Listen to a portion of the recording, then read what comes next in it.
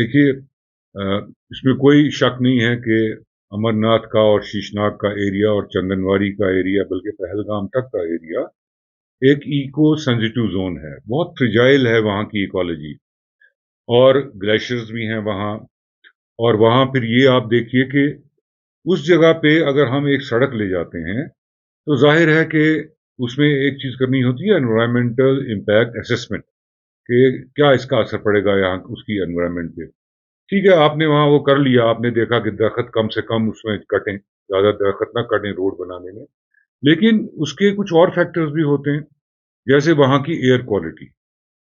इस वक्त एक एयर क्वालिटी है, 30 साल पहले एक अलग एयर क्वालिटी इससे भी साफ थी।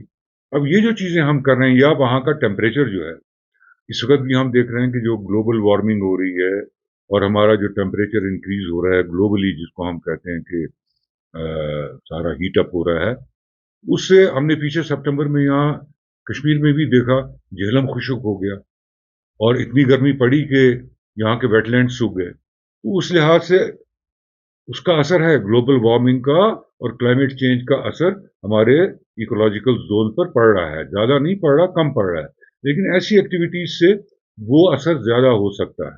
तो हो सकता है कि ग्लेशियर मेल्टिंग बढ़ जाए, हो सकता है कि एयर क्वालिटी की इंडेक्स वहाँ की जो है ट्रैफिक जाने से वो ज्यादा खराब हो जाए। और फिर रिलीजियस टूरिज्म तो ठीक है, लेकिन रिलीजियस टूरिज्म को फिर रेगुलेट करना जो है बाद में, वो अगर ना किया गया तो ये एक जो अच्छी चीज की गई है वो भी खराब हो जाएगी।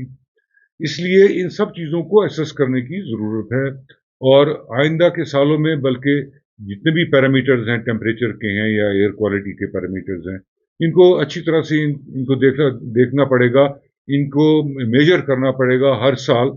और साथ ही जो रिलीजियस टूरिज्म है उसको भी, उसकी क्या हद है, जो वहाँ की रेजिलेंस है, जो वहाँ की इकोलॉजी की रेजिलेंस है, उसकी मुताबिकत में रखना पड़ेगा।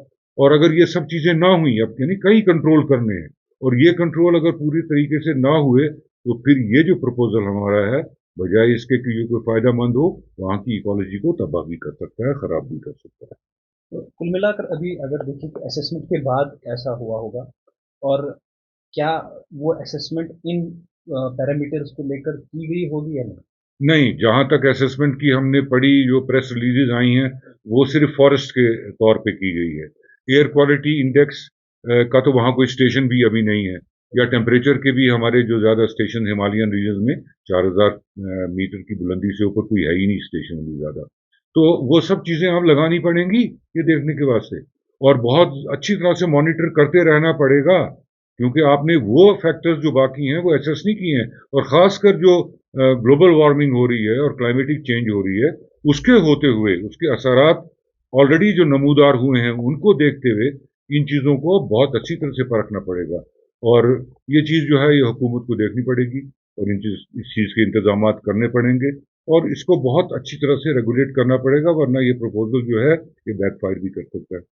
अब अगर हीट की बात करें, एक नेचुरल फिनोमिनन से जो शिवलिंगम है वो बनता है, और जी अगर हीट जो है टेम्परेचर अगर बढ़ गया सराउंडिंग का, तो उस पर भी असर कितना पड़ सकता है? जी, ये जियोलॉजिकल फॉर्मेशन है। लाइम वाटर जो है वो परकुलेट करता है रॉक्स के अंदर से, और वही आके फिर फ्रीजिंग टेम्परेचर्स में जो लिंगम की फॉर्मेशन होती है उससे होती है। अब हमने कई दफा देखा लिंगम फॉर्म हुआ, लेकिन गर्मी ज्यादा थी तो बहुत जल्दी पिघल गया। इतनी जल्दी पिघल गया कि उतना एक्सपेक्ट भी नहीं करते थे, यात्रा ना हो पाई। हमने फ्लड्स भी देखे उस रीजन में क्लाइमेट चेंज के हिसाब से। अब यह है कि वो स्टैगमाइट और स्टैगलाइट की जो जियोलॉजिकल फॉर्मेशन हैं, अगर ग्लोबल वार्मिंग और क्लाइमेटिक चेंज वहां हुई और ज़्यादा टेम्परेचर बढ़ गए, तो उसका बनना भी जो है वो भी जेओपार्डाइज हो सकता है। हो सकता है वो ना बने अगर ज़्यादा टेम्परेचर में, लेकिन उसमें वक्त लगेगा, क्योंकि ये ऐसी चीज़ है कि क्लाइमेटिक चेंज एक दिन में नहीं होती। इसमें बीच में सितंबर में हमने देखा गर्मी, अगर वैसा वेदर हुआ तो जाहिर है कि जल्दी होगा, फिर ऐसी चीज जल्दी होगी कि लिंगम भी नहीं बन पाएगा। तो ये सब चीजें जो हैं इनको एक्सेस करने की बहुत जरूरत है। हमारे सामने केदारनाथ जोशीमठ जैसे इंसिडेंट्स है, तो क्या हम कह सकते हैं कि अगर इन चीज़ों को अभी जो पैरामीटर देखना जरूरी है, अगर वो नहीं देखे गए तो जोशीमठ और केदारनाथ जैसी सिचुएशन आगे चल के हो सकती है ऑलरेडी फ्यूचर में? जोशीमठ और केदारनाथ जैसी सिचुएशन जो है वहां तो लैंड सिंकिंग हुई थी, और ये क्लाइमेटिक चेंज से होता है, हमने यहाँ देखा।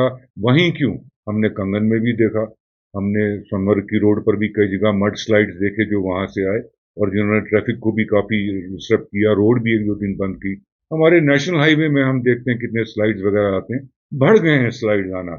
और ये इस वजह से है कि जब बारिश पड़ती है तो बहुत ही ज्यादा पड़ती है और इतनी ज्यादा जो फ्लड्स हो जाते हैं कि छोटे से बारिश के स्टॉर्म में एकदम से सड़क बह गई, एकदम से कहीं मड स्लाइड आ गया।